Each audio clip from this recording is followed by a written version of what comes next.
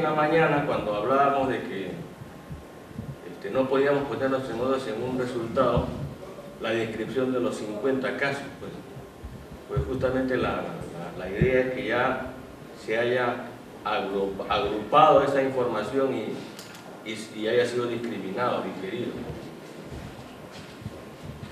Cuando uno hace la base de datos, sí está toda la base de datos de todos los pacientes, pero la presentación ya tiene que ser algo más digerido. Hay que tener en cuenta que el texto es la forma más rápida y eficiente de presentar pocos datos, pero cuando hay ya datos bastante numerosos, entonces es mejor presentarlo en tablas, ¿no? Y cuando hay que mostrar alguna tendencia, es mejor ver los gráficos. Entonces, cuando ustedes le revisen el artículo, ustedes van a ver si están presentando tablas, qué presentan en las tablas. Porque da la casualidad que a veces en las tablas ponen resultados que no tienen nada que ver con el objetivo. Entonces, eso no tiene razón de ser. Porque eso es lo único que hace. Cuando yo voy a presentar una tabla es porque es parte del objetivo principal del estudio.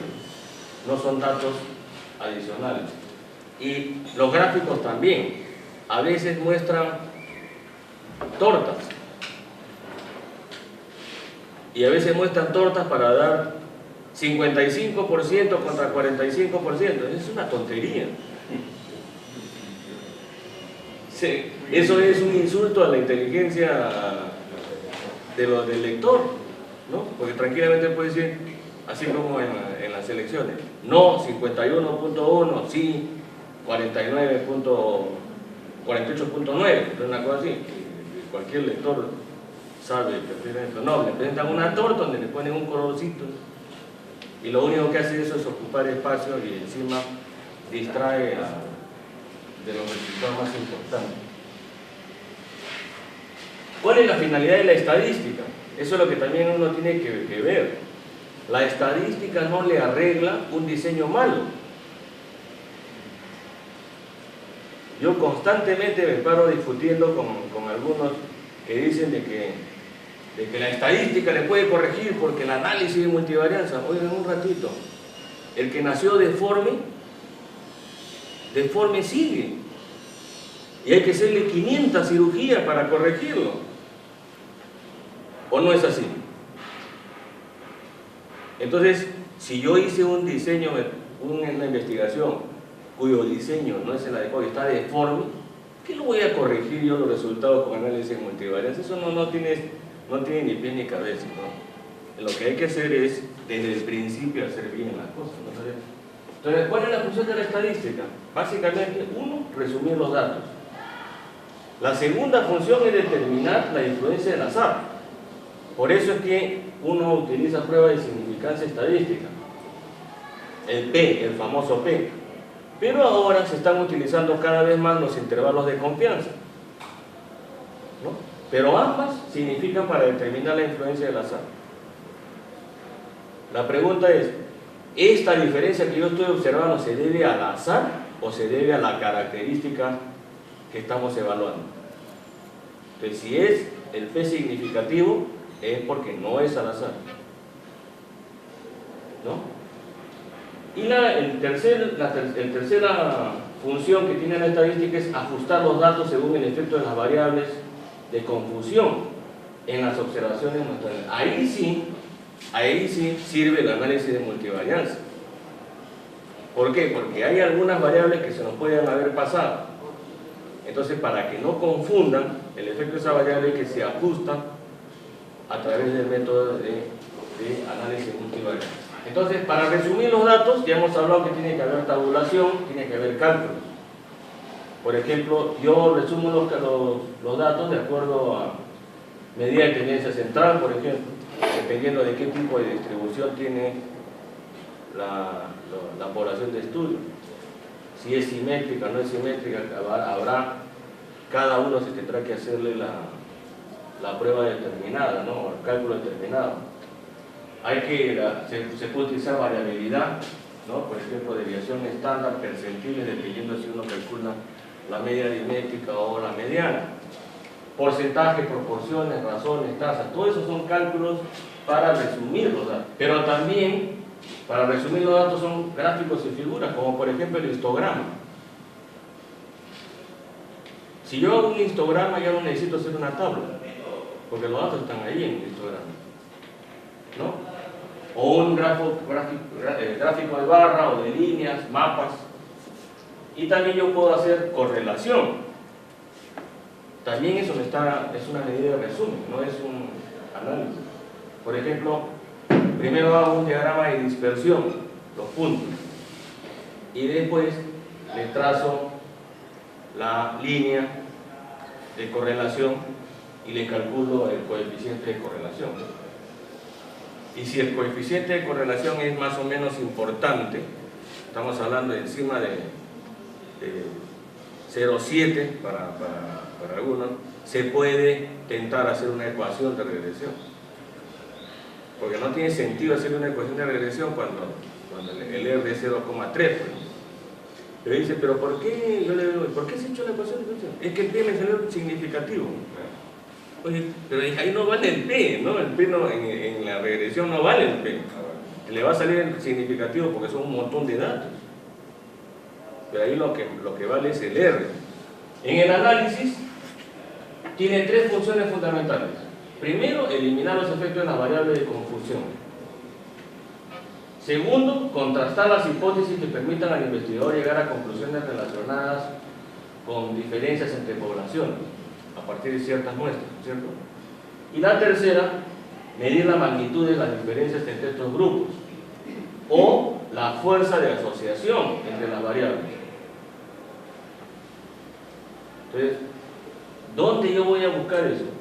Entonces aquí tenemos que definir qué es una variable de confusión, ¿no? Cuando los grupos de estudio y de control difieren en los factores de riesgo que influyen en el efecto, se denominan variables de confusión. ¿Se acuerdan que en la mañana hemos hablado de que había unos estudios que se llamaban de casos y controles, ¿no es cierto? Entonces aquí estamos hablando de eso. El grupo de estudio es el grupo de casos y el grupo de control es el grupo de control. Entonces, lo ideal es que yo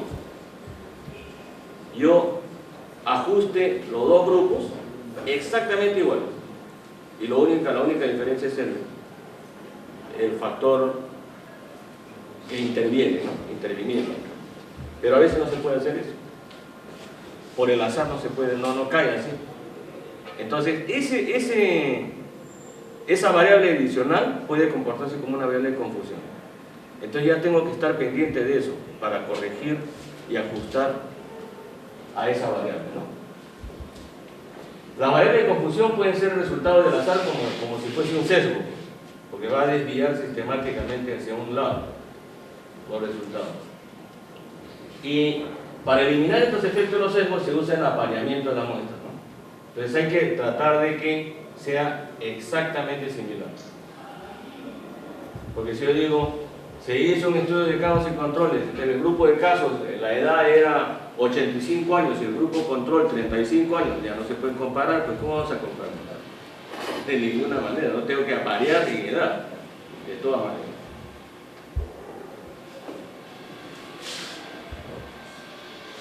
Entonces, esto es más o menos lo que la exposición va a afectar la variable dependiente, pero también la variable de confusión. Por eso es que tenemos que corregir esta. El apareamiento se aparea por edad, por sexo, por cualquier factor que pueda influir en el efecto, ¿no? Se puede aparear por grupos, se puede aparear por grupo de estudio y grupo de control, o para evitar ese problema es que se hacían esos estudios de crossover, ¿no? O el paciente es su propio control, el sujeto es su propio control. Entonces se hacen las dos etapas en la misma persona. Entonces es para evitar justamente que pueda ocurrir problemas con el apareamiento. ¿Qué nos dicen las pruebas estadísticas? Las pruebas estadísticas lo que nos hablan es de probabilidad. Entonces, en ciencia no hay certidumbre, lo que se habla es de probabilidades. Entonces, ¿qué significa P menor de 0.05? En realidad lo que le está diciendo es que la probabilidad que sea por el azar es menos del 5%. Pero no le está diciendo de que son diferentes. No, dice, la probabilidad de que sean el efecto que ustedes están observando sea por el azar es menos de 0.05%, menos del 5%. Eso es lo que dice la... Entonces hay que reducir al mínimo la probabilidad de que esta asociación se deba por el azar. Por eso es que uno pide que el P sea lo más pequeño posible, ¿no? Ahí arriba tienen una frase de Einstein, ¿no? En la medida en que las leyes en la matemática se refieren a la realidad, no son ciertas. Y en la medida en que son ciertas, no se refieren a la realidad. Acá había una profesora de matemáticas, ¿no? Eso lo dijo Einstein, ¿no? La significación estadística calcula la probabilidad, como le digo, de que un resultado se deba al azar. Y se basa en 3 criterios, ¿no? Esos son los criterios. La magnitud de la diferencia. Mientras más grande la diferencia, mayor es la probabilidad de que no se deba al azar.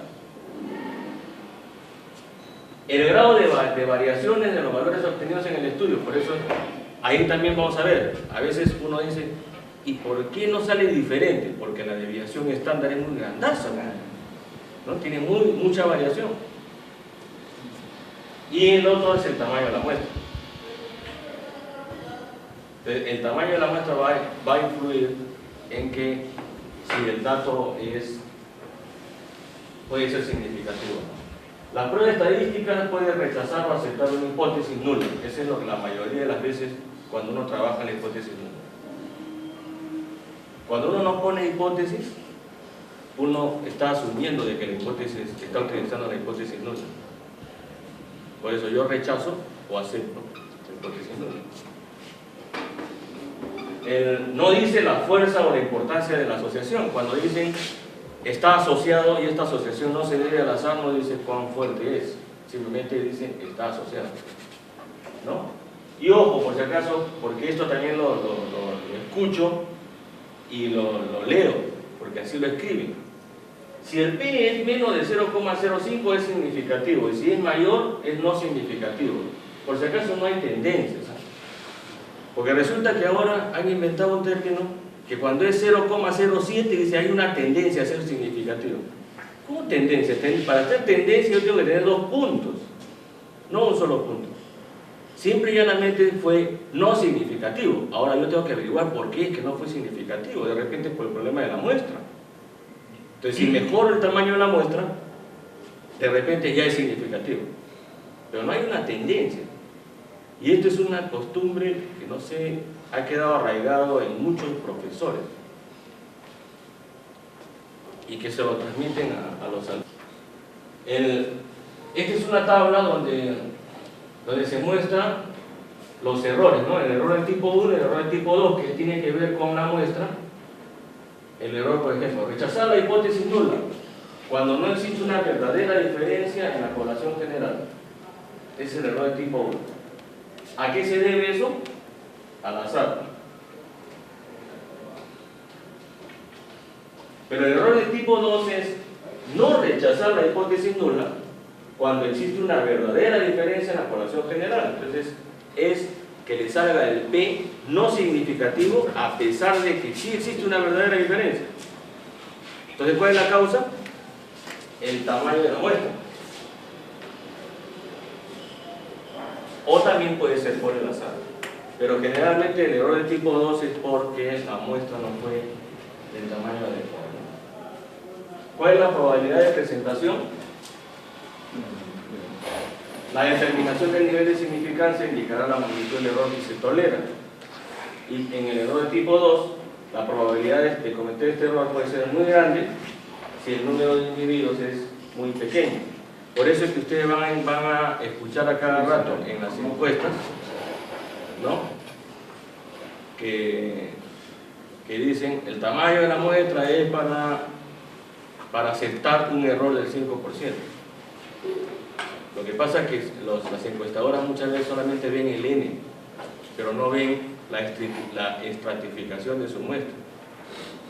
Porque no es lo mismo vivir en Comas o en Caraballo que vivir en Surco o en Pueblo Libre, ¿no? Hay que también estratificar. Si el Surco tiene 500.000 habitantes, tendrá que ser la muestra de acuerdo a 500.000 habitantes. Comas, que tiene 1,5 millones, no puede ser el mismo número de entrevistados que el del Sur. Intervalos de confianza, ¿a qué se denomina? Dan información de la magnitud de la diferencia en la población que se obtuvo la muestra. Nos dan un intervalo, en realidad, en la que el 95% de las veces que ustedes hagan la medición va a estar en ese intervalo, ¿no? Por eso se llama intervalo de confianza.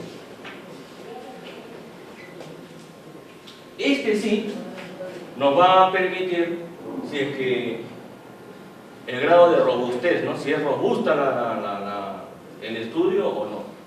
¿Y eso qué significa? Que si el intervalo de confianza es estrecho, es porque es cada vez más robusto. Si el intervalo de confianza es más amplio, es menos robusto, más débil.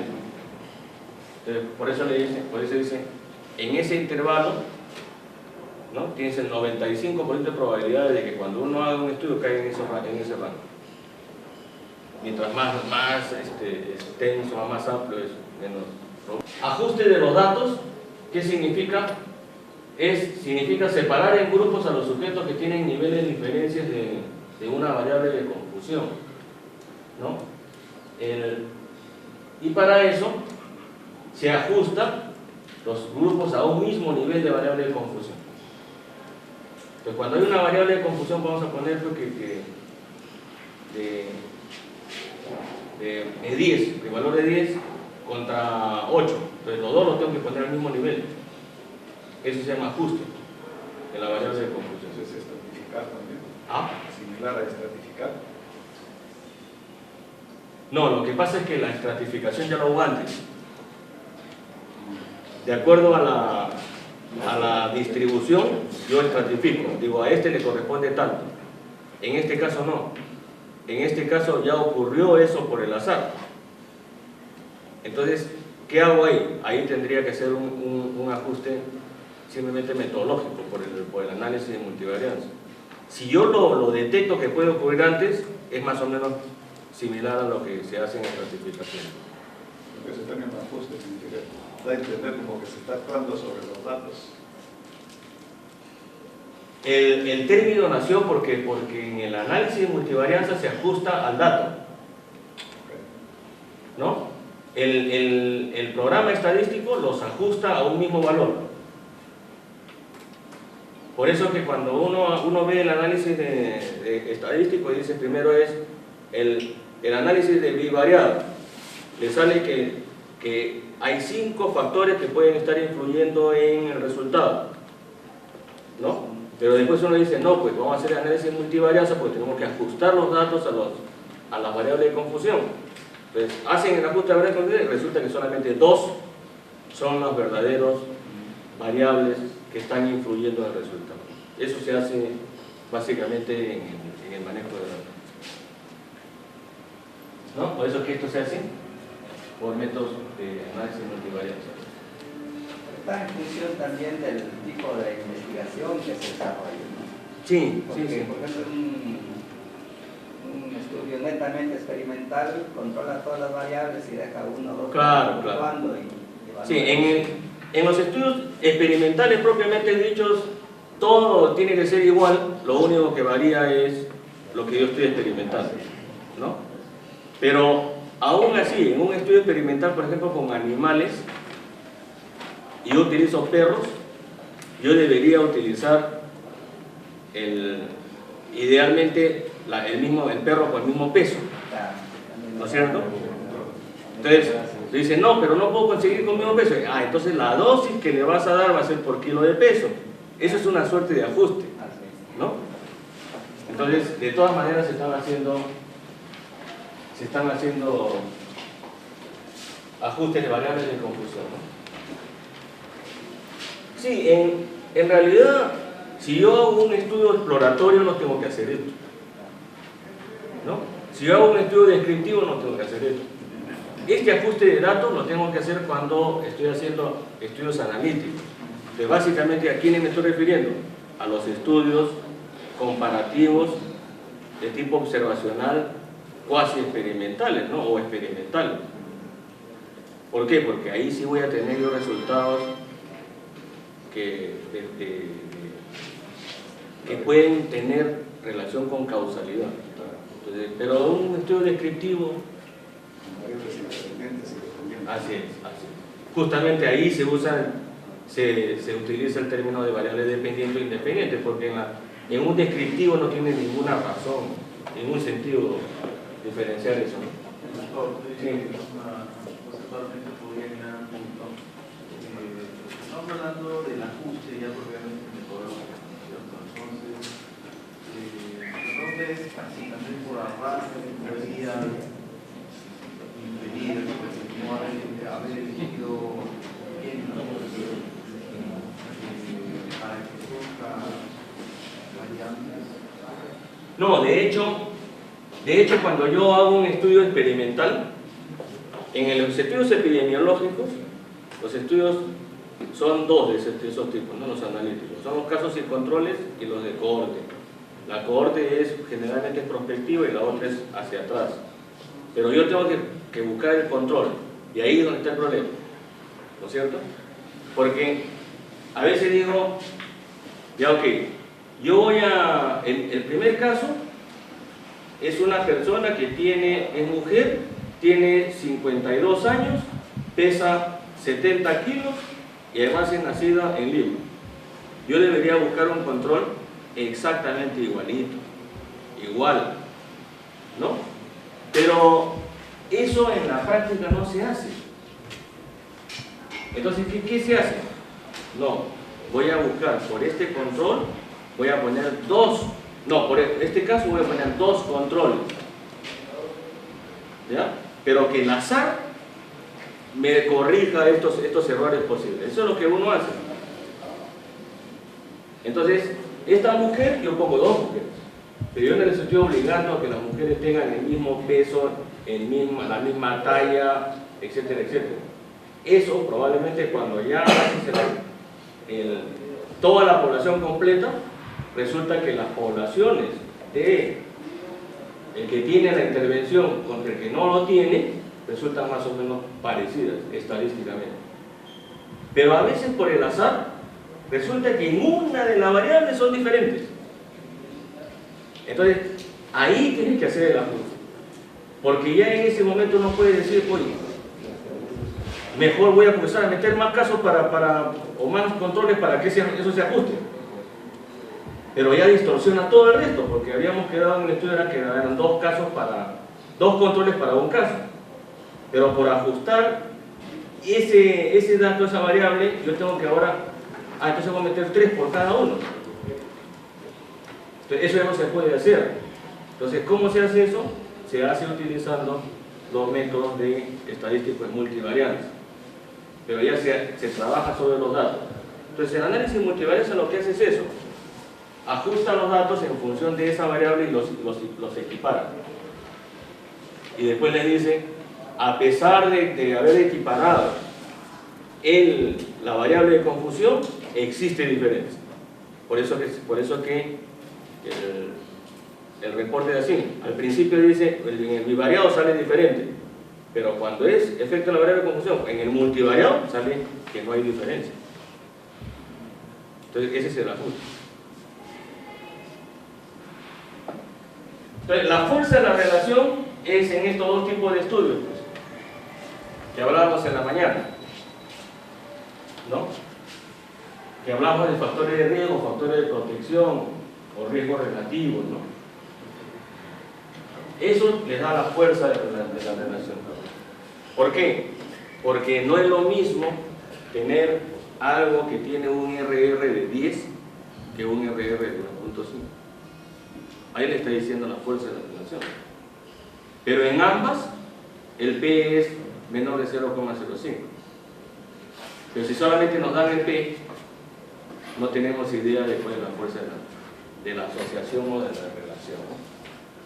Entonces, y aquí también nos dan intervalos de confianza. Con la ventaja, aquí en este tipo de estudios, que cuando el intervalo de confianza no toca el 1, automáticamente yo sé que eso es significativo. Entonces, este de aquí es significativo, este también. La diferencia está en que este de aquí tiene mucho más poder, ¿no? Es más fuerte, o sea, porque es intervalo más chiquito, este es intervalo más grande. Este no es significativo. ¿Por qué? Porque está incluyendo a la unidad. ¿Ven? Este de acá también, esta puntita malogró. Y este otro grupo también, esta puntita malogró. Este de aquí es factor de riesgo, este de aquí es factor de protección.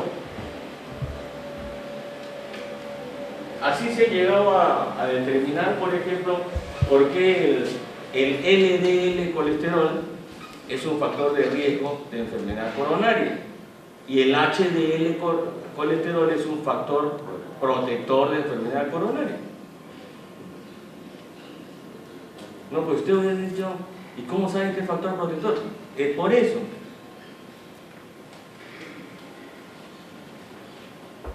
Ahora ustedes dirán, pero esos son en estudios epidemiológicos, a mí que me importa, yo soy abogado. No, también pueden hacer, aplicar algunos de esos esquemas en la profesión. No es. ¿Acaso en el derecho no hay epidemiología? Yo estoy casi seguro que sí hay. Lo que pasa es que no hacemos. ¿Acaso en arquitectura no hay epidemiología? Sí hay, pero tampoco hacemos. La epidemiología, ¿sabe lo que es? Es el estudio de la historia natural de los hechos que acontecen en la profesión. Por ejemplo, en la ingeniería civil, cuando yo hablo de ingeniería civil y terremotos, si yo haría epidemiología sabría qué cosa ocurre y sabría cómo es que debo hacer las construcciones. Todas esas cosas, aparentemente dicen que la epidemiología tiene que ver con salud nomás. No, la epidemiología tiene que ver con muchas cosas, ¿no? Por ejemplo, la epidemiología del delito. ¿Y eso qué tiene que ver? ¿Cómo que tiene que ver? Claro que tiene que ver con los abogados, porque tiene que ver con la policía también. Pero, ¿cómo denominamos esa historia natural? ¿A qué le denominamos historia natural de las cosas? ¿Qué es la historia natural? Ya, pues, la historia natural es la evolución de la situación que ustedes están buscando o pretendiendo explicarse. Por ejemplo, ¿por qué ocurre el delito? ¿Qué tipo de delito? Porque hablar de delito es... Ya, vamos a especificar un delito. ¿Por qué el ladrón roba? Es un delito. ¿Ya? Entonces la epidemiología del delito le va a decir desde el nacimiento. Por ejemplo, antes se hablaba de que había un cromosoma que identificaba a los ladrones, ¿no es cierto? ¿No? Había un cromosoma. Es posible que eso ocurra. Es posible que eso ocurra. Yo no lo puedo negar. Como ciencia yo no lo puedo negar. No lo puedo negar. Sí puede haber. Lo que pasa es que no se han hecho muchos estudios sobre ese tema. Más adelante. No estamos discutiendo si eso ocurre o no. Por ejemplo, hablaron de eso. Pero también influye la parte familiar. ¿Cuánto influye la parte familiar? Después viene la parte social, ¿no? Después viene la educación escolar, la educación secundaria, los grupos sociales, etc. Hay una serie de cosas que nos dicen en la evolución natural del delito, ¿no? ¿Cuánto influye? Eso es lo que estudia la epidemiología, ¿no? Ahora, claro, es que lo que pasa es que cuando a mí me enseñaron epidemiología, decían, eso realmente me importa, si yo estoy estudiando medicina, yo quiero curar enfermos. Pero es que no es así, pues. Por ejemplo, ¿el enfermo acaso no tiene esposa? ¿Acaso no tiene hijos? ¿Acaso no tiene familia? cómo influye su enfermedad en la esposa, en los hijos, en la familia. Y no solamente ahí, sino en la comunidad donde vive él. ¿Acaso es lo mismo ser hipertenso que ser tuberculoso? Fíjense todas las preguntas que le estoy haciendo y no tiene nada que ver con medicina, porque yo no estoy acá, eso ya está hablando otro tipo de ciencia. ¿Se dan cuenta? Entonces sí hay que estudiar, lo que pasa es que no se ha ahondado en eso, ¿no? Por ejemplo, ¿por qué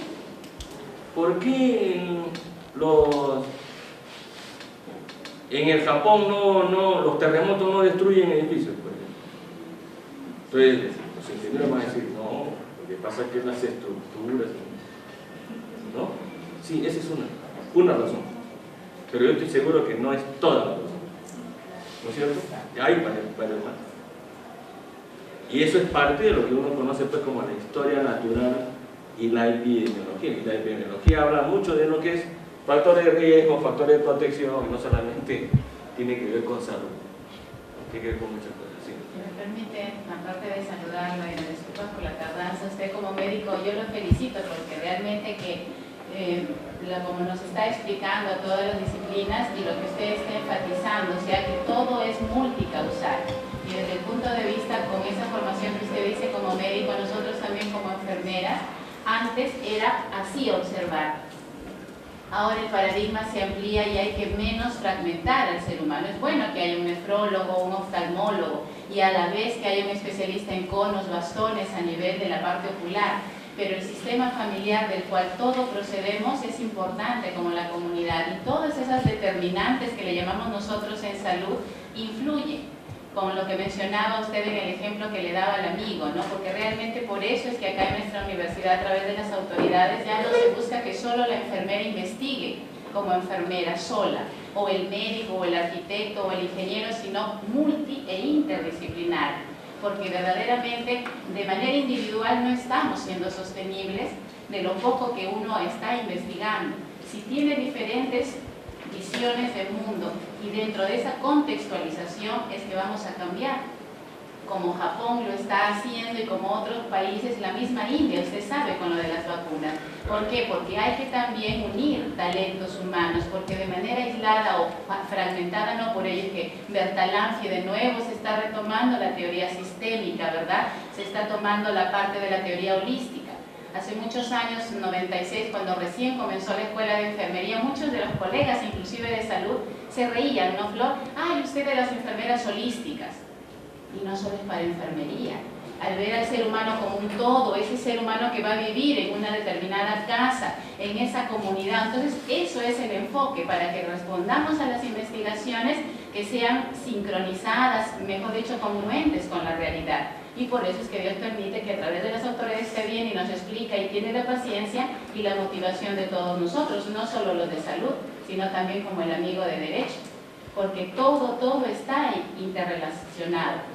Y ahora se demuestra, vigorexia, por ejemplo, no es solo porque tenga el gen, que también en mi tiempo decían, para ustedes, ¿para qué les vamos a explicar dengue si eso solo en la India, en Bangladesh?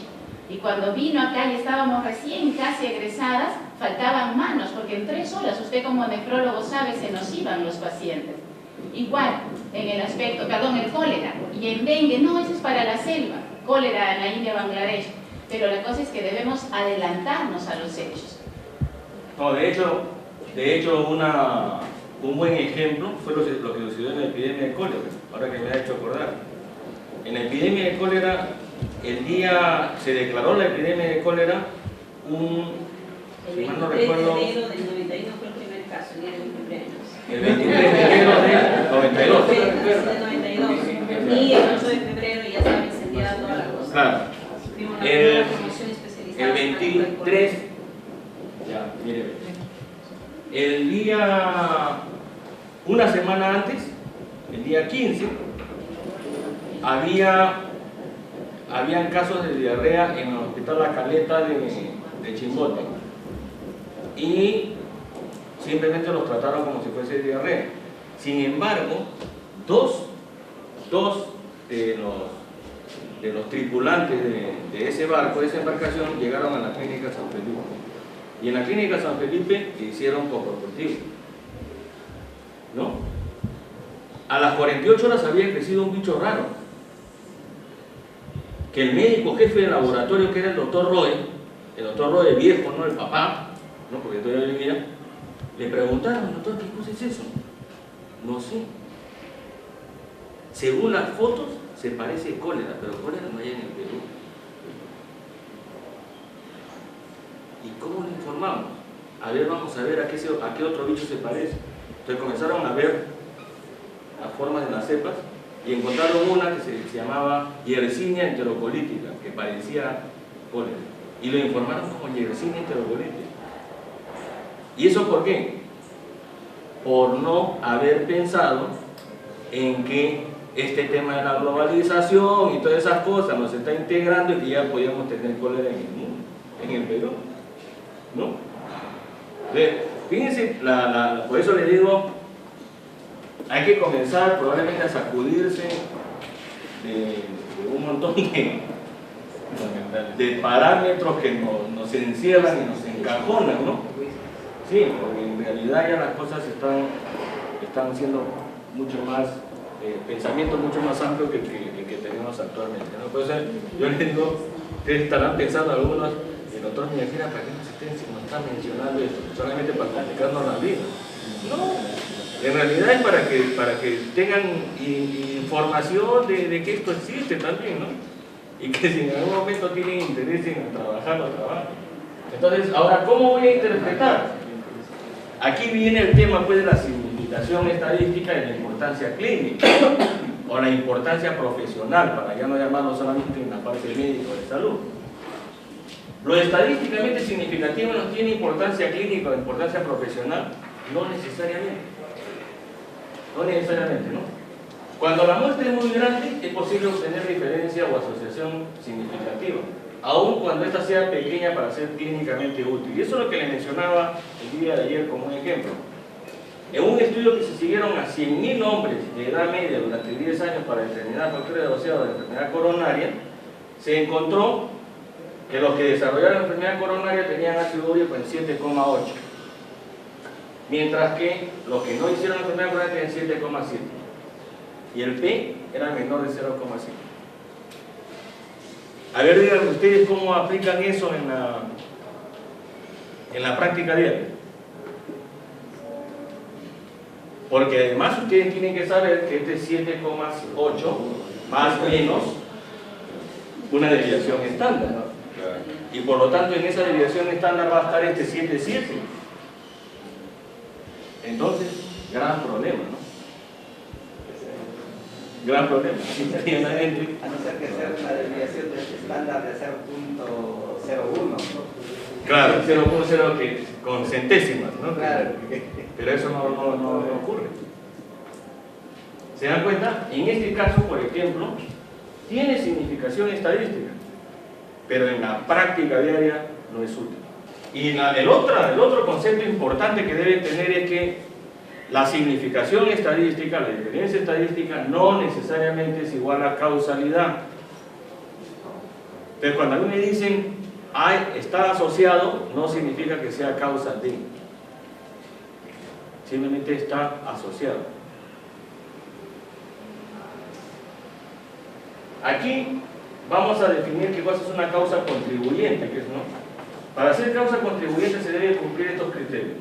Primero, que la causa de la enfermedad afecte al mismo individuo con más frecuencia que la esperada solo por el azar, ¿no? Por ejemplo, el número de accidentes es más frecuente, o los accidentes automovilísticos es más frecuente en los autos de color blanco.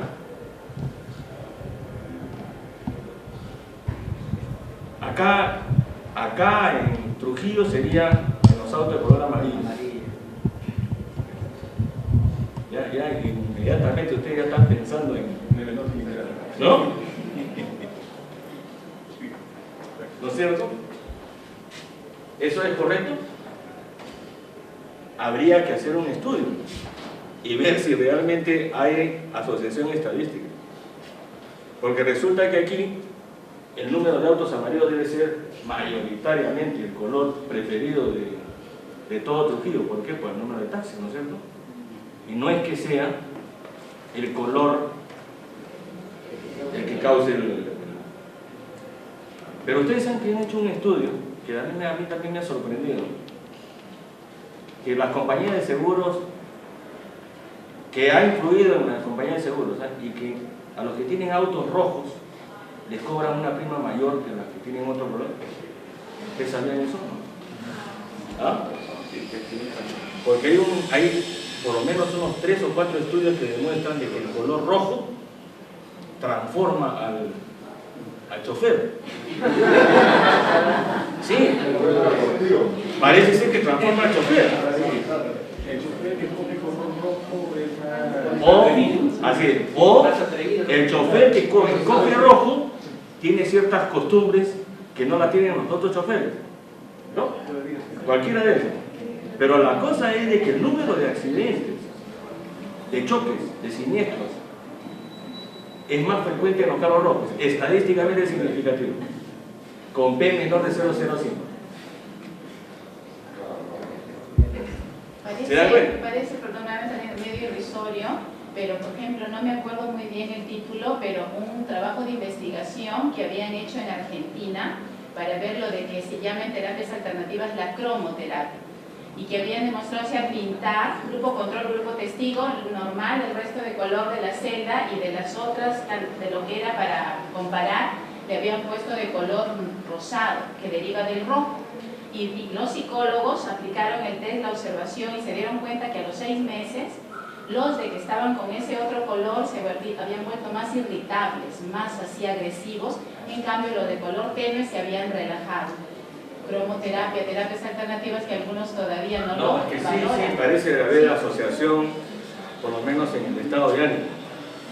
Por eso a mí me sorprendió cómo me han cobrado los rojos. No, deberían cobrarle más a los taxistas. Yo decía, no, a los dueños de los autos de color rojo les cobran una prima mayor, porque el riesgo de siniestros es mayor. Profesor, disculpe, pronto la pregunta no a lo que llama, pero me da la oportunidad de plantear lo siguiente.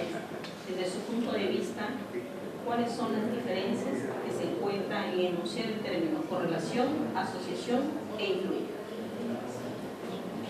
Correlación. Correlación. Ya, correlación, uno habla de correlación cuando le hace R. Entonces, cuando le hace la prueba de correlación, sea de Spearman o sea de Pearson. Si no, no puede hablar de correlación. ¿Ya? Asociación es cuando ustedes comparan dos variables y encuentran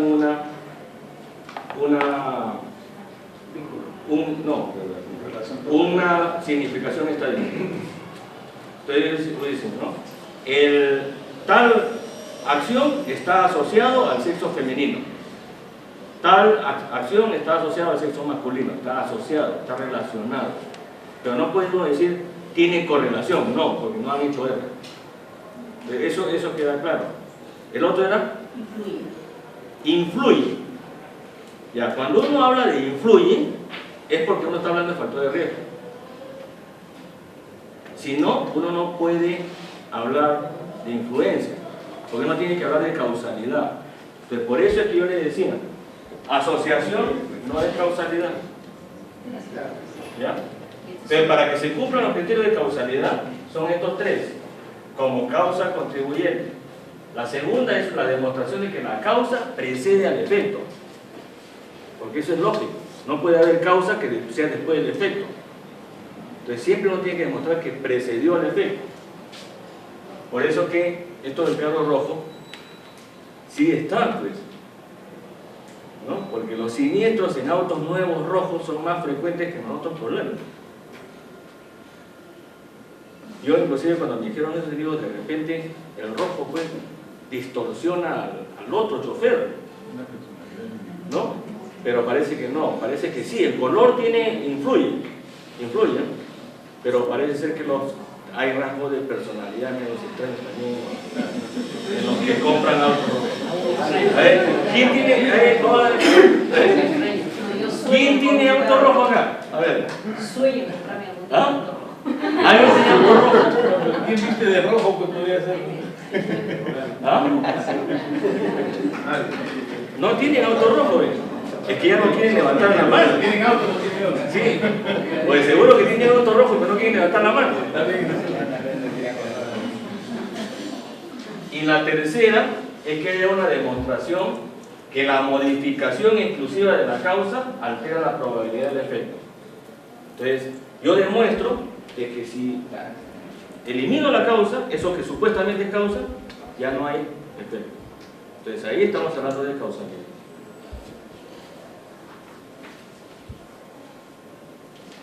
Pero también hay los criterios de Bradford-Hill, ¿no? Que esto es conocido, solamente les pongo acá para que ustedes tengan una idea de que todo esto son criterios. Para Bradford-Hill, por ejemplo, tiene que haber asociación estadística, tiene que haber relación dosis-respuesta.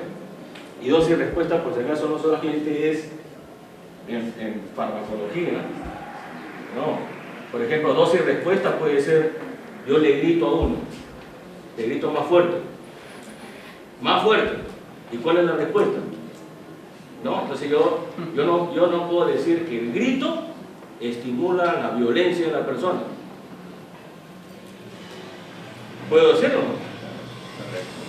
¿Ah? No necesariamente, ¿no es cierto? No necesariamente. ¿Por qué? Porque no cumple ese requisito de dosis y respuesta. Porque si estuviesen relacionados, yo le grito poquito, está tranquilo. Le grito un poco, ya reacciona. Un poquito más fuerte, más violento. Más fuerte, recontra violento, ¿no? Ya le grito más, saca una pistola y dispara. ¿No es cierto? No, pero eso no ocurre. ¿No? Ese es... En un salón de clases no. Después también tiene que ver el criterio de analogía. Temporalidad. Temporalidad es igual, ¿no? Que se presente antes del efecto. Constancia o consistencia. Plausibilidad biológica, cuando se trate de situaciones biológicas. Coherencia, especificidad y experimentación. Todo eso tiene que cumplirse para que uno hable de causa. Sin embargo, en la práctica diaria cada rato hablamos de causa, ¿no? Y cuando yo veo en gestión, qué fácil hablan de causa-efecto, ¿no? Y yo, claro, digo, pero lo que pasa es que ustedes, como hacen investigaciones operacionales, no pueden ser tan estrictos en los criterios de causalidad. Entonces, pero lo que sí tienen que tener en la cabeza es que en gestión o en administración, como en cualquier situación biológica o social, generalmente hay más de una causa. Entonces, eso tiene que tenerlo bien en la cabeza.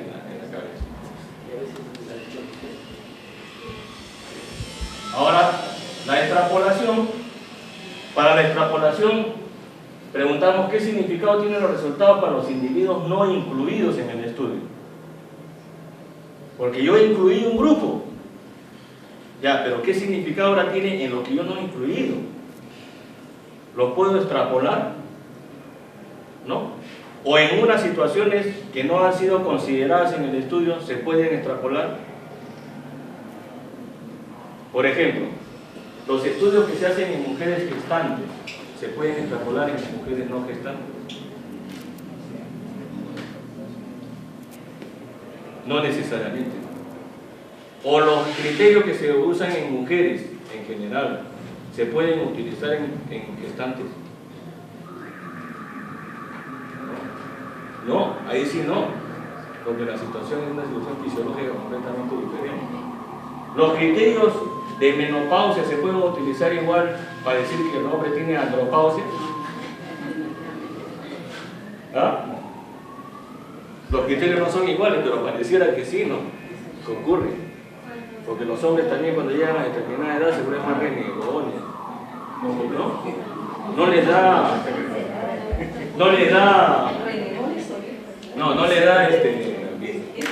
calentura, esa cosa, pero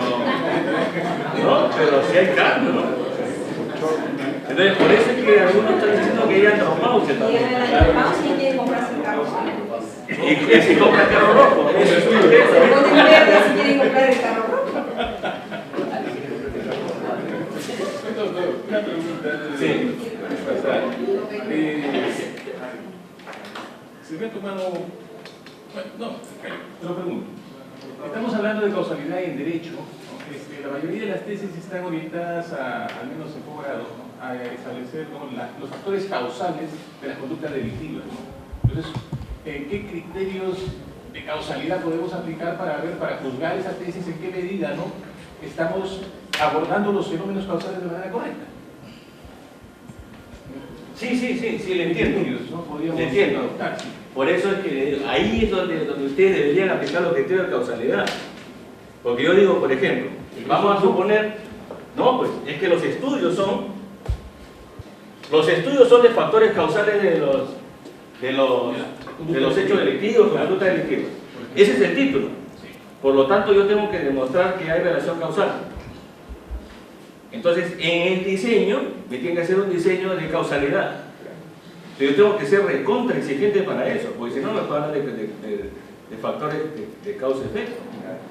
Entonces, yo voy a decir, no, pues, yo voy a utilizar para que ocurran, por ejemplo, 5 criterios de Bradford-Hill, por ejemplo. 4, 5, 6, 7, 8, 9, más de la mitad. Sí.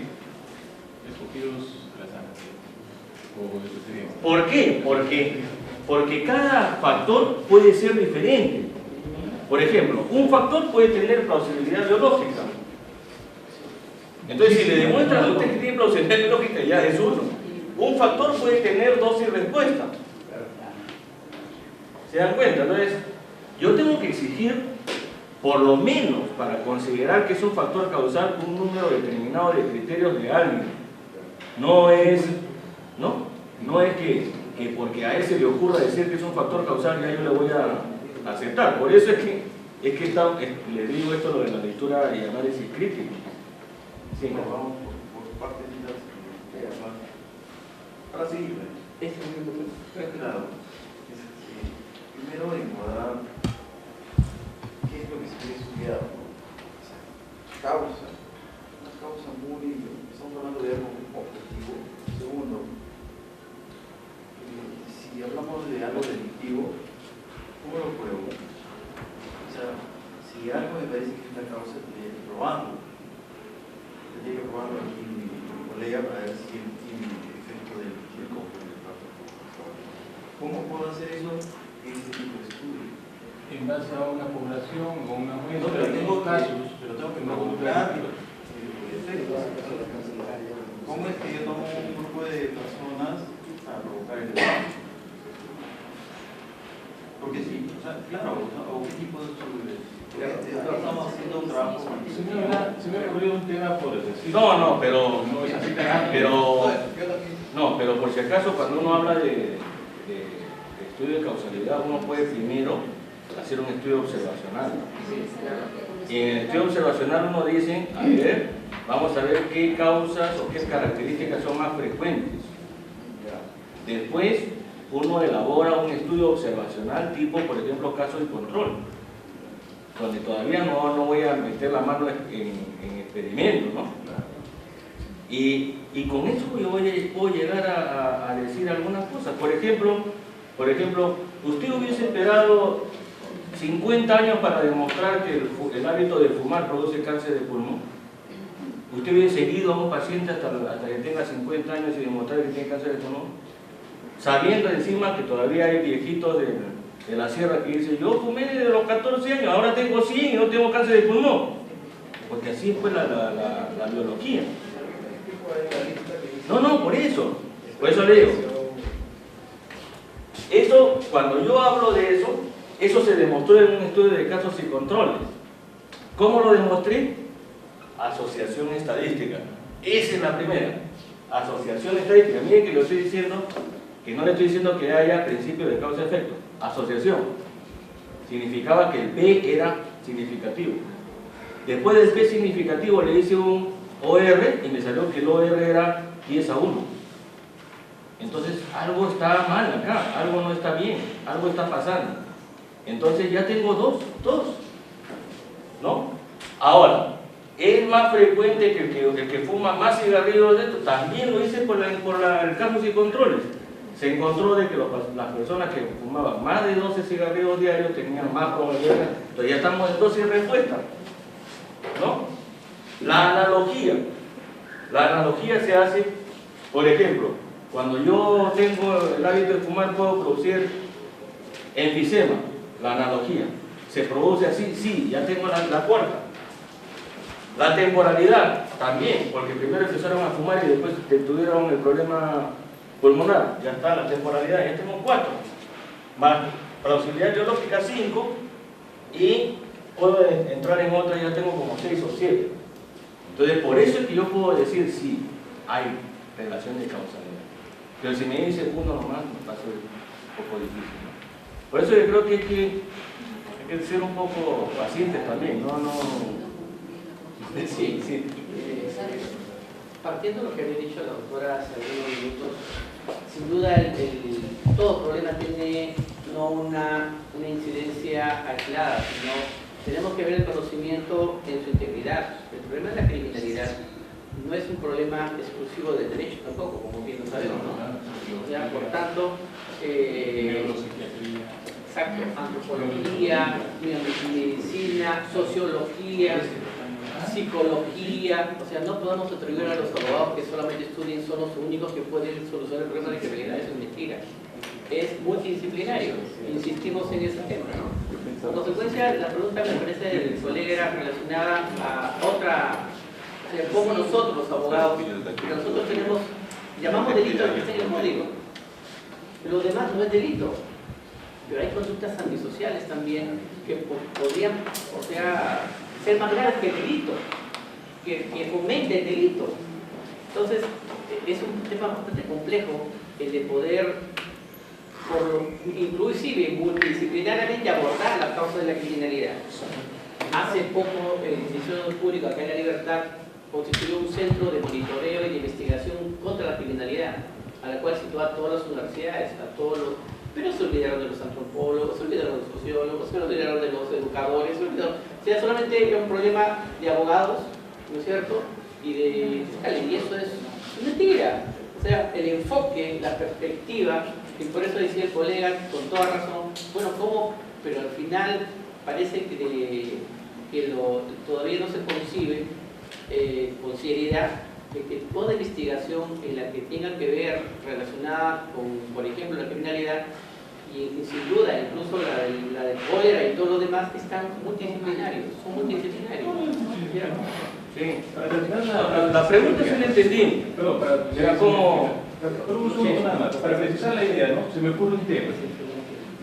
¿En qué medida incide, ¿no?, el trastorno paranoide de la personalidad en el homicidio por emoción violenta, por velocidad, por ejemplo, o con gran crueldad? ¿Existe una correlación?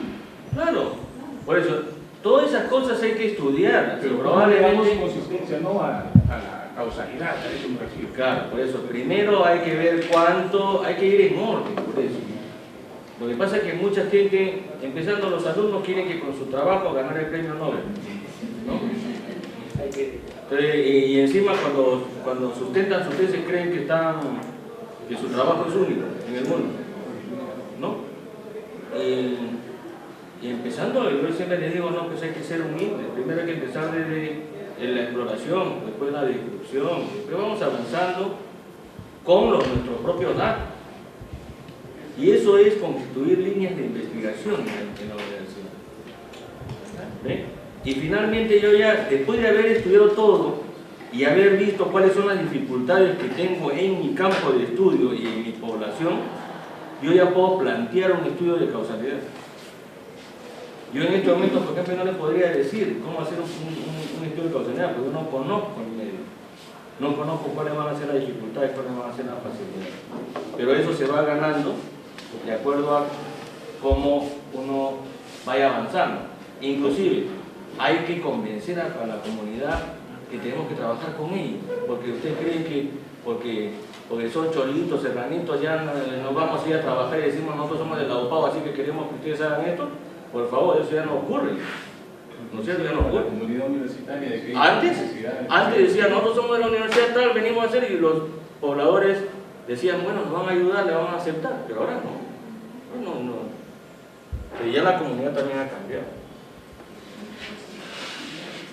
Ustedes ven que la mamá de Gringallo dice que su hijo es una bella persona, es un amor de Dios, es un angelito. Y te dicen, esta mamá debe estar viendo a otro hijo, no creo que...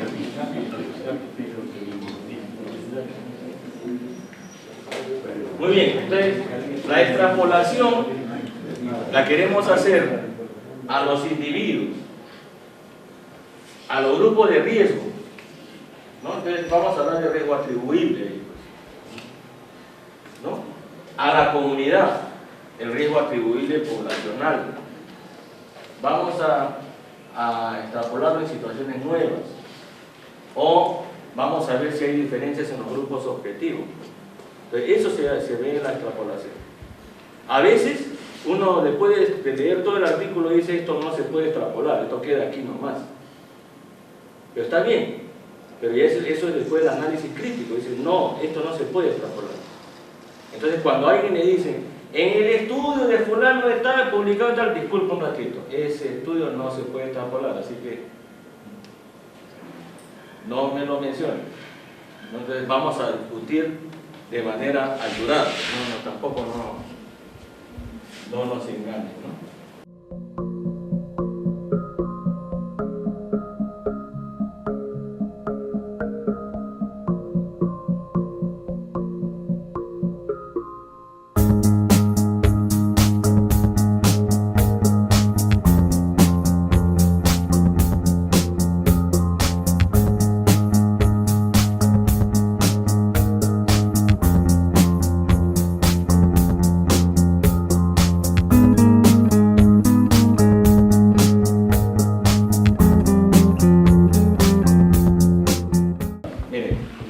Nosotros en medicina, y especialmente en mi hospital, en mi universidad, desde hace por lo menos unos 40 y tantos años, hacemos y utilizamos esta metodología en especialización. Y esta metodología la hacemos una vez a la semana durante las 52 semanas del año, ¿no? En todas las especialidades nos reunimos 1 hora o 2 horas a la semana. Los médicos que están en formación de la especialidad son los que hacen la revisión bibliográfica y hacen la presentación, así como ustedes han hecho, pero no con tanto tiempo. Por eso le digo, cuando ya uno tiene práctica, lo hace en 15 minutos o 20 minutos máximo, ¿no? De tal manera que por semana estamos revisando alrededor de unos 6 artículos, ¿no? Porque en las 2 horas revisamos más o menos 6 artículos. Y es interesante porque al principio el residente, cuando recién empieza, pues no está todavía, ¿no? Pero después ya entra y hasta comienza a discutir sobre los diseños metodológicos, ¿no? Entonces, y la metodología que se usa no es que se le dé clases teóricas de cómo hacer la lectura crítica o la revisión crítica, sino es la metodología del ABP. El problema es cómo hacer la revisión crítica, y los estudiantes van y buscan cómo hacerlo. Si no lo encuentran en las bases, van y buscan a su profesor, van y buscan a la profesora para que los asesore. ¿Eso qué cosa nos ha permitido? Bueno, nos ha permitido de que todos los residentes terminen a los 2 meses de haber concluido sus estudios con sus tesis de especialista. Nosotros tenemos en los 3 primeros meses 99% de titulación con tesis, tanto en alumnos de pregrado como en alumnos de especialización. Un poquito más flojitos son los de maestrías y doctorados. Pero en cuanto a especialización, claro, también tenemos la ventaja de que prácticamente es obligatorio tener el título para poder ejercer, ¿no? Y eso le sucede lo mismo a odontología, a enfermería. Entonces de alguna forma se sienten más presionados, pero creo yo que las otras facultades no tienen la titulación tan rápido como la tenemos nosotros, y eso creo que es porque se trabaja bastante en la parte del trabajo final, ¿no? Que es la tesis. Solamente algunas palabras. Yo creo que ya ustedes deben comenzar a trabajar los gestores de referencias bibliográficas. Eso sí, les quiero mostrar algunas cosas nada más, porque creo que no pueden seguir retrasando.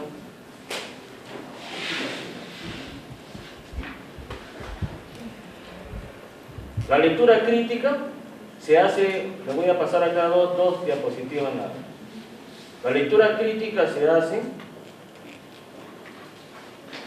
en dos modalidades. Uno, revista de revistas, y la otra, revisión de temas específicos. ¿Cuál es lo más importante en las revistas y revistas? Que uno, se usa el idioma inglés de preferencia. Entonces, el que no sabe inglés tendrá que matricularse, pues. Pero es una obligación también, ¿no? Eligen revistas preferentemente los últimos 5 años y sus temas están relacionados a la especialidad. ¿Por qué?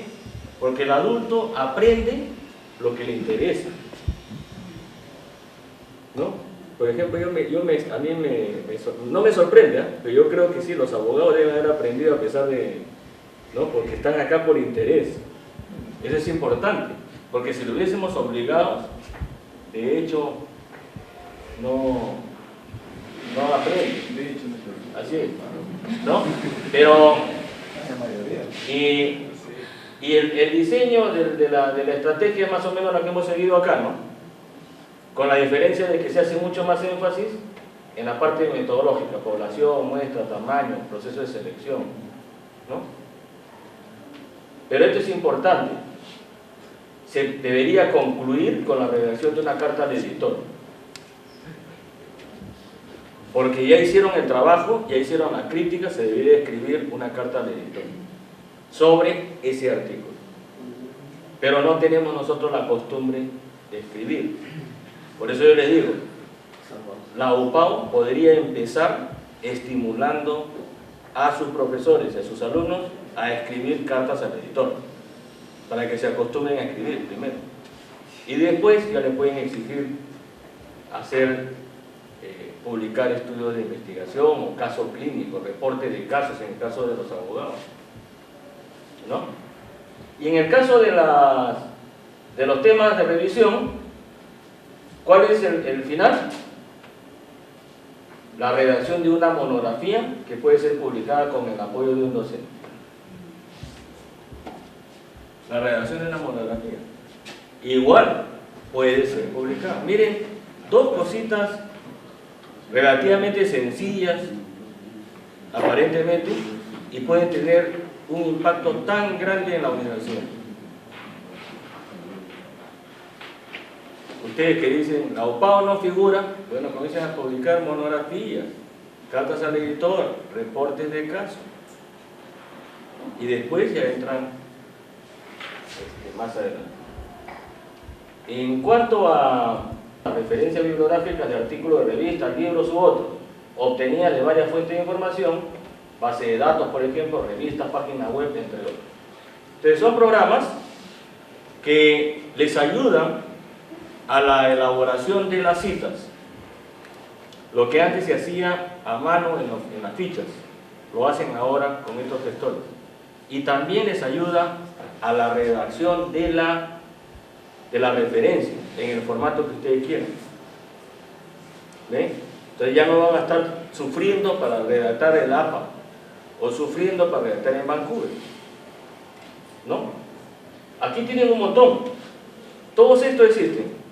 Depende de ustedes si quieren pagar o quieren hacerlo gratuito. ¿Qué quieren? ¿Gratis? ¿Ah? Bueno, gratis tiene este de aquí, Mendeley. En Mendeley está gratis. Y Zotero también es gratis. La diferencia de Zotero es que solo se puede usar con Mozilla. Si no, no funciona. En cambio, Mendeley sí se usa con cualquier explorador, ¿no? Sí. Disculpe, doctor. Referente al APA y lo que respecta a la referencia bibliográfica sobre las citas, ¿no? En una tesis, ¿está prohibido o está permitido trabajar tanto con el APA y con citas de pie de página? ¿Cómo está prohibido? ¿Está prohibido? No. Entonces, ¿se puede trabajar una tesis, una investigación formato tanto en APA y también con citas con Vancouver? No.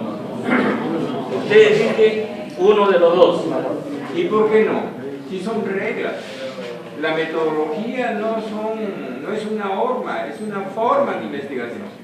No. Lo que ¿Por pasa qué es ir a la que rigidez? ¿Por qué limitar? no es cuestión de rigidez. Es cuestión de que si a usted le dicen, en el plato que le estoy sirviendo el lomo saltado viene papa amarilla. Pero ¿Ya? también puede ser un mixto. Escuche pues, pero a usted le dan papa blanca y camote morado. Usted seguramente, como es tranquilo, seguramente se lo comerá tranquilamente, pero yo le pongo el plato en la cabeza del mesero, porque yo le he pedido eso. ¿Se da cuenta? Entonces, si a mí me dicen, la UPAO está utilizando formato APA, el estilo APA, todo tiene que ser APA. Porque yo no puedo mezclar papa con camote. ¿Por qué? Porque la forma como yo hago las llamadas a las referencias bibliográficas en APA es un estilo. En Vancouver es otra forma. Entonces yo no puedo confundir al lector. Por ejemplo, en APA se pone el autor y el año. En Vancouver se pone solo un número. Entonces usted dice, pero es que si pongo el autor y el año me están quitando el paso y a mí solamente me piden. Pero entonces cambie de formato, pues eso ya es otra cosa. Pero yo tengo que trabajar o en Vancouver o en APA, o ¿cómo se llama? En formato ISO, o en el formato que me pida la revista. Acá no es cuestión de que ¿por qué la rigidez? Si la revista a usted le pide APA, usted tiene que pedirle en APA. Si usted le pone Vancouver, se la van a devolver, se la van a rechazar. Así de simple. Entonces, no, está bien. Vemos en la mañana, hemos visto que no hay uniformidad ni siquiera con la reglamentación, con la normatividad, y entonces... No, entonces yo puedo ser flexible. Yo le puedo decir como universidad, ustedes pueden utilizar estilo APA o estilo Vancouver. Pero cuando utilicen Vancouver, todo Vancouver. Cuando utilicen APA, todo APA. Yo no puedo mezclar una tesis pues, donde las dos estén ahí mezcladas. Eso es imposible. No, y además no es lo más adecuado. Porque ¿cómo es que, por ejemplo, si usted dice, no, a mí me gusta la mezcla, entonces utilice Chicago, pues, porque Chicago es más o menos la mezcla. ¿Ya? Pero no me mezcla. O sea, ese es el... Una consulta. Sí. Solteros, también en de ley se encuentran las dos, Vancouver y APA, para utilizar las dos. En las dos tienen, claro. Es más, seguramente ustedes no se han dado cuenta de que en el Word tienen un manejador de referencia también, ¿no? Sí.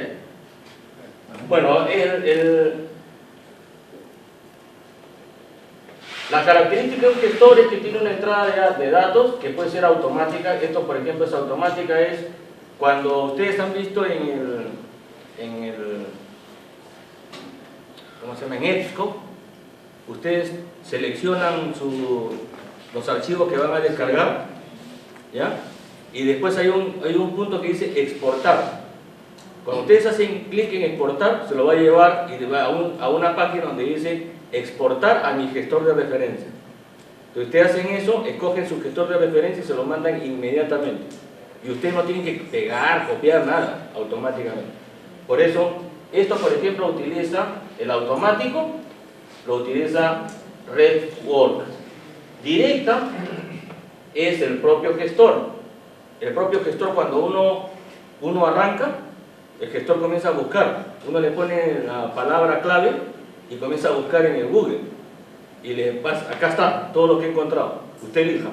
Entonces uno marca y el resto lo borra. Y se queda con lo que usted ha elegido. Esa es la directa. Y la indirecta es la que usa EBSCO. Usa el formato RIS, ¿no? Entonces ustedes pueden utilizar cualquiera de los. Este, por ejemplo, es un repositorio. Ustedes van a tener repositorios, por lo tanto tienen que ponerle su manejador, su gestor de referencias. Acá, miren, aquí está, ¿ven? Se dan cuenta que tienen para Mendeley, tienen para Zotero, tienen para varios. Entonces, este artículo ustedes agarran, hacen clic aquí en Mendeley y automáticamente en su programa Mendeley se va a poner la referencia bibliográfica en el formato que ustedes lo tienen configurado. ¿Ven? También se caracteriza la organización, la salida de datos. La salida de datos más importante es cómo uno cita. Cuando ustedes están escribiendo, llega un momento que dice, ah no, esta es la referencia 6, muy bien. Le pone usted la referencia, insertar referencia, y automáticamente le pone el número que tiene, le corresponde, el 6 por ejemplo, en secuencia. Si usted hace un cambio e inserta una referencia antes, automáticamente se cambian todos los números de las referencias bibliográficas y de los llamados, de las llamadas, porque el principal problema cuando uno escribe es que uno inserta una referencia y se olvida de cambiar la llamada. Entonces ya no coincide. Esto se lo hace el gestor de referencia. La redacción de las referencias en varios formatos también controla de que usted no tenga duplicado. Ese es otro problema. ¿Ve? Este, por ejemplo, es Mendeley. Miren ustedes lo que ha hecho Mendeley. Ustedes agarran Mendeley y le señalan la carpeta que tenemos ahí de lectura crítica. Todos los PDF los jala y los pone así, en el formato que usted quiere. En este caso yo he puesto Vancouver. Ustedes ven acá arriba, dice formato Vancouver. Pero ustedes pueden elegir APA, pueden elegir Chicago, pueden elegir ISO, pueden elegir el que ustedes quieran. Pero tiene miren acá tienen que poner notas. Entonces yo marco esta referencia y le pongo la nota. Pero no solamente eso, cuando yo pongo detalles, acá lo dice, ¿no? Cuando yo marco eso, me salen los detalles de ese artículo y hasta con el resumen del artículo. Yo no tengo que estar abriendo el documento. ¿Qué haría si no tuviesen eso? Tendrían el doble clic para que abra el PDF, ¿no es cierto? Leerlo. Otra vez, no, acá no, usted lo marca y al costadito aparece el título y el resumen. Y si quieren agregarle alguna nota, pasan a notas y lo agregan. Y se acabó el asunto. Aquí tienen el Word. El Word, acá está Mendeley, ¿ven? Entonces, ¿qué cosa he hecho yo? Bajé el Mendeley y le puse coordínalo con el Word. Y eso lo hace automáticamente el programa. Y Mendeley se inserta ahí. Entonces, cada vez que yo quiera insertar una cita, ahí va a llamar a Mendeley y lo va a jalar. Y va a poner el número que le corresponde. Pero si yo no quiero usar Mendeley y solamente quiero usar el Word, bueno, aquí está el Word. Por si acaso en el Word normal vienen todos estos menos Vancouver. ¿Ya? Para agregarle esto de Vancouver, el que tiene interés me puede escribir un correo electrónico para dar la dirección de cómo bajar ese archivo para que lo inserte. Porque la verdad ahorita yo no les puedo decir cómo es. Pero sí hay una forma de colocar el formato Vancouver. Pero ustedes han elegido APA, así que ahí tienen pues APA. ¿Pero cuál han elegido? ¿Quinta o sexta edición? Ah, sexta edición. Sexta, pues por eso, es la última edición. Y el profesor acaba de elegir ahorita Chicago. Entonces ahí tiene Chicago la 15ª edición. Entonces, por si acaso los reglamentos dicen preferentemente puede trabajar con APA. Preferentemente. por eso, pues, por eso. Sí, Las ciencias sociales, las ciencias sociales. no le estoy diciendo. Usted acaba de decidir, está bien que es su decisión. Pero también pudiese decidir usar ISO. Mire acá, ISO. ¿Ven? Sí hay, pues. Lo que pasa es que la institución tiene que definir cuál de los formatos va a usar. Por ejemplo, en ciencias de la salud, les aviso, ya es un mandato que se tiene que usar Vancouver. Entonces, por favor, no les vayan a obligar a medicina a usar APA. Nosotros todavía usamos uno más complicado, que en enfermería se nos pide esto con el híbrido, que es el alfabético numérico, que tiene Vancouver, tiene el... Ay, no me recuerdo el nombre del otro... No, pues hay otro... Aparte de Vancouver, Harvard. Entonces es una mixtura de los dos y lo hace más complicado. Porque Pero eso, ¿quién lo ordena? está en En su escuela. Porque le digo que la revista de enfermaje las 12 revistas de enfermaje que tiene Brasil y que están en Cielo Brasil, utilizan Vancouver. Así que ustedes pueden decirle a su escuela, ¿saben qué? A partir de ahora vamos a Vancouver, porque todo el mundo está buscando Vancouver. Claro, es que tiene que cambiar. Porque ustedes no pueden ir en contra de la corriente. Yo le puedo aceptar de que psicología continúe con APA, porque APA es de la Asociación Americana de Psicología, ¿no? Yo le puedo aceptar que de repente los físicos o los ingenieros quieran todavía usar APA, o quieran usar Harvard algunos, o quieran usar Chicago algunos otros, porque están acostumbrados a eso, ¿no? Pero le digo, ya hay tendencias a que todo lo que es ciencia de la salud vaya a Vancouver, y todo lo que es ciencias sociales utilice APA. Hasta ahora. Doctor, Sí. en algunas decisiones, todos los que son ingenierías usan ISO. También pueden, pero como le digo, cada vez Hay otra tendencia. el ISO está quedando más rezagado.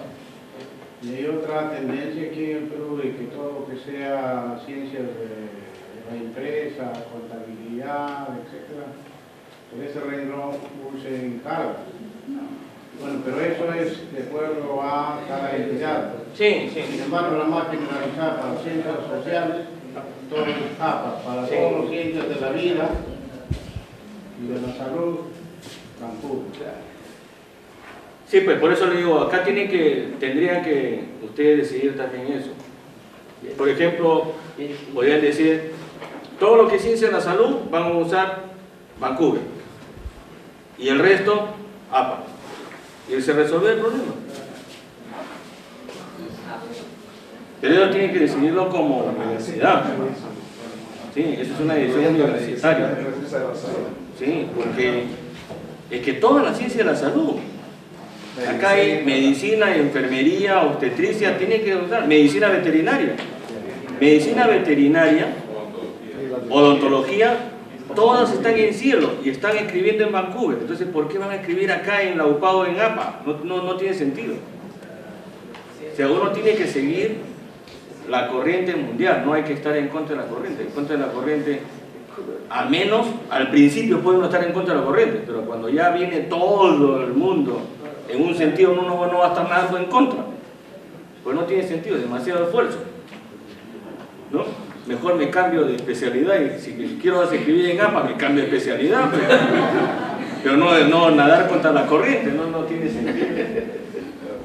En todo caso, el sistema único parece que tampoco va a ser posible. No. Es decir, Vancouver, todo. Claro, porque lo que pasa es que ISO salió así, pues, ¿no?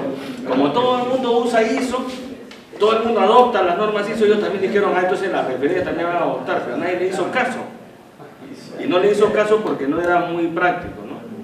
La gente, por ejemplo, que usa Vancouver está acostumbrada a ese tipo de referencia. Dice, yo solamente menciono el número, no tengo pie de página y no menciono nombres. En cambio, a los ingenieros les gusta mucho poner el nombre y el año. ¿Ve? Y más bien se desesperan, dicen, ¿por qué solamente ustedes ponen el número? Yo tengo que ir a ver la bibliografía. Pero es que es cuestión de costumbre. Y hay quienes ponen año y página. Claro. Año, 2 puntos, página. Así es. Sí, poner que no depende. Sí, pues, por eso es que de alguna manera Uniformar. Muy bien. ¿Alguna pregunta, algún comentario? ¿Ah? El correo de redacción de artículos científicos. Y quisiéramos que ustedes ayuden a difundir sobre todo la importancia. Ya ustedes han visto el tema de la búsqueda bibliográfica, que parecía algo tan simple, tiene una serie de reglas, procedimientos, de tal manera que se puede hacer más eficiente y de más provecho. Igualmente, el tema de la gestión de referencias, el tema de la lectura crítica, para cada especialidad tiene sus propias características.